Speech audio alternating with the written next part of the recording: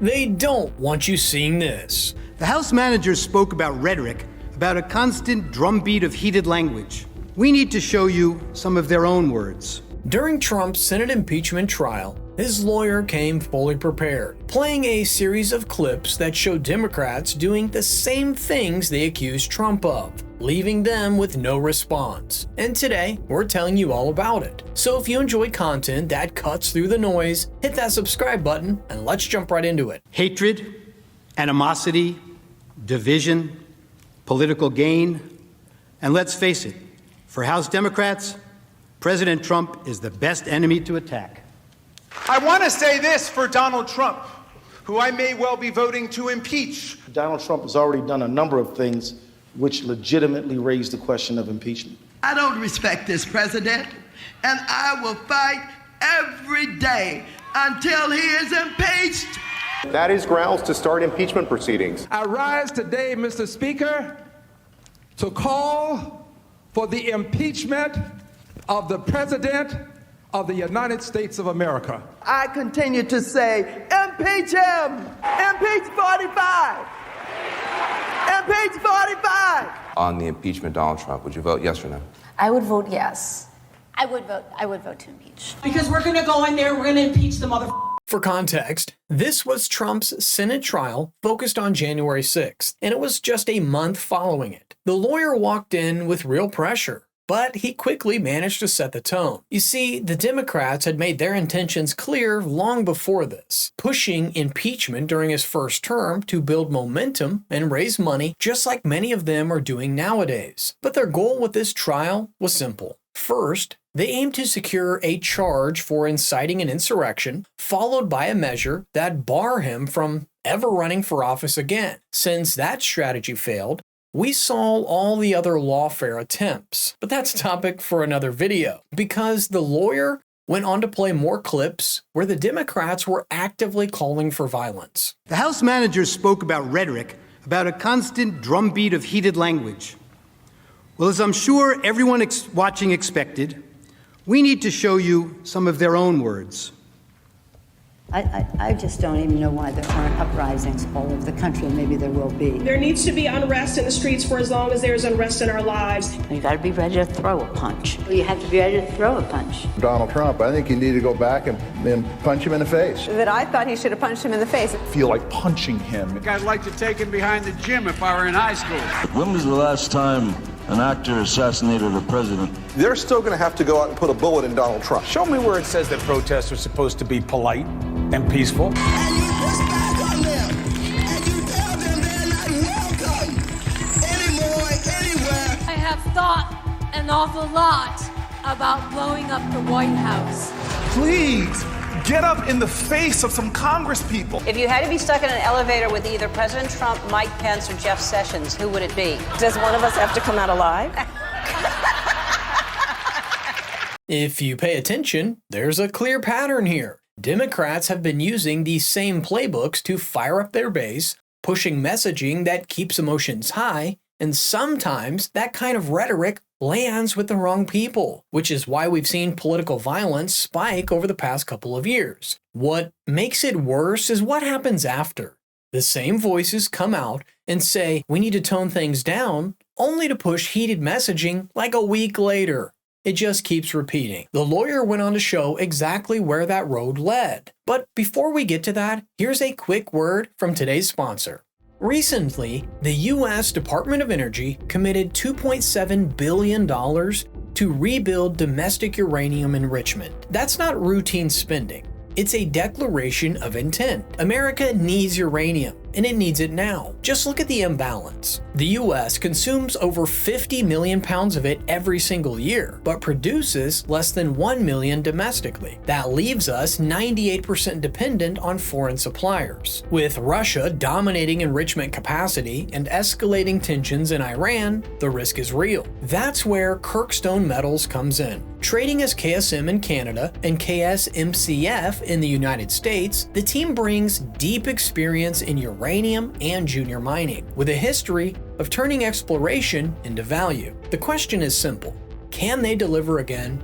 Kirkstone holds 2 fully owned uranium projects in the Athabasca Basin, which is one of the richest uranium regions in the entire world. At their flagship Key Lake project, early drilling has already hit high-grade uranium near surface, but the team believes the real prize lies deep underground. This region has produced over 20% of global uranium discoveries, yet Kirkstone holds a market cap below $12 million. That gap becomes even more interesting when you factor in strong policy support and rising uranium prices, with some forecasts projecting it could exceed $100 per pound by 2026 as demand outpaces supply. All of this makes Kirkstone strategically positioned to capitalize on the reshoring mandate. So, if you want to learn more about their story, check the link in the description. A special thanks to Kirkstone Metals for making today's video possible. And did you tone down the rhetoric last summer when all of this was happening? Did you condemn the rioters? Or did you stand with Nancy Pelosi, who said, people are going to do what they're going to do? This is a movement, I'm telling you. They're not going to stop. And everyone beware, because they're not going to stop. They're not going to stop before Election Day in November, and they're not going to stop after. Destroying property which can be replaced is not violent. This is an apartment complex on fire. And it just collapsed. Their building just collapsed. I have nowhere to go now. These people did this for no reason. This is just a snapshot of some of the damage that people will be waking up to. Going up, but police clearly. I'm proud of New York, and I'm proud of the protests. There is damage everywhere you look. Honestly, it looks like a war zone. Heartwarming to see so many people turn out peacefully.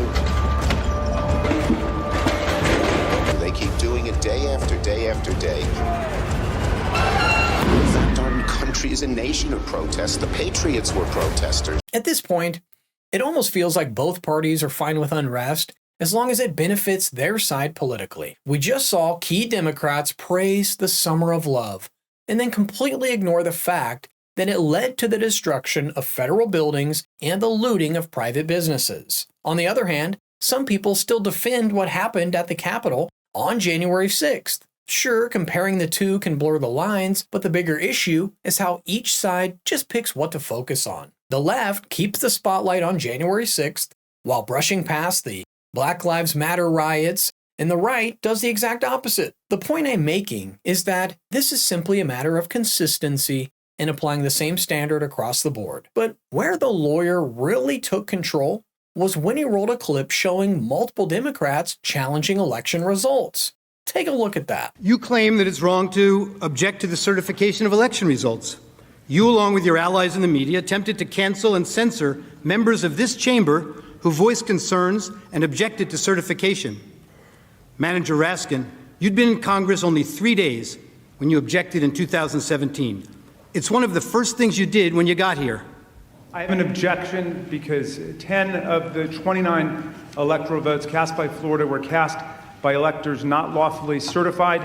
Is the objection in writing and signed not only by the member of the House of Representatives, but also by a senator? It is in writing, Mr. President. Is it signed by a senator? Not as of yet, Mr. President. In that case, the objection cannot be entertained. Mr. President, I object to the certificate from the state of Georgia on the grounds that the electoral votes were not... There's no debate. I object to a certificate from the state of North Carolina based on violations of the Voting Rights Act. There's no debate in the joint session. I object to the 15 votes from the state of North Carolina because of the massive voter suppression and the closing of polling booths. There's no debate. There's no debate. The objection is in writing, and I don't care that it is not signed by a member of the Senate. I do not wish to debate. I wish to ask, is there one United States senator who will join me in this letter of objection? There's no debate.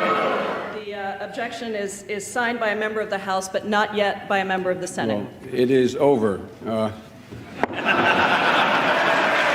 What makes this even more interesting is that before the certification session of the 2016 elections, Nancy Pelosi, who was the House Minority Leader at the time, told reporters she supported the rationale of protesting lawmakers, which were mainly based on things like voter suppression and Russia interference. And this wasn't their last attempt as they spent the next 4 years with repeated calls for impeachment. The main takeaway here is that the easiest way to debunk the Democratic side is by playing their past statements, because the level of hypocrisy is unprecedented, even by political standards.